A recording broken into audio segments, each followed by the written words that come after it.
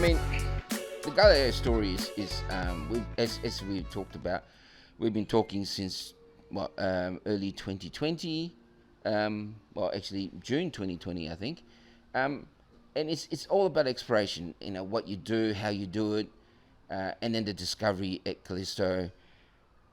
Since we spoke, I had gone through your announcement, and we looked at, you know, you've made discovery, you got results back, you're doing more drilling. One of the things I looked at last night was that through your sections, I was trying to figure out where, you know, putting my geology hat on, trying to figure out where things are moving. Can you sort of give us a narrative of what you guys have learned about the potential deposit to be?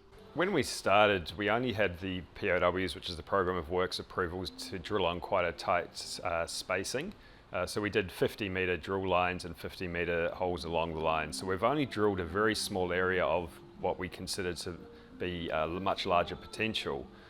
So with the information we've got, we've completed 3 drill lines, and one of the drill lines in particular is very strongly mineralised, and then it changes as you move along strike and also as you move across dip and down plunge. So there's a lot going on with the geometry of the metal content within the sulfide zone at the base of the sill overlying the sediment. So that's there's a lot going on, in other words, and we just haven't got the information to determine exactly how the mineralization is occurring within the earth, and in particular how the metal content is changing within that sulfide mineralized zone. So there's a lot more drilling we need to do. What we can say though is the overall host rock, which is an ultramafic sill, is it outcrops in that area, and it's very evident in the magnetics, and it occurs for at least 5 kilometers along strike to the north and a long distance to the south as well. So there's a lot more potential based on the host rock and with the mineralization we've already encountered. So it's hard for us to put an exact number on, exact model on how the mineralization is occurring with the limited data we've got, and that's why we're doing more drilling.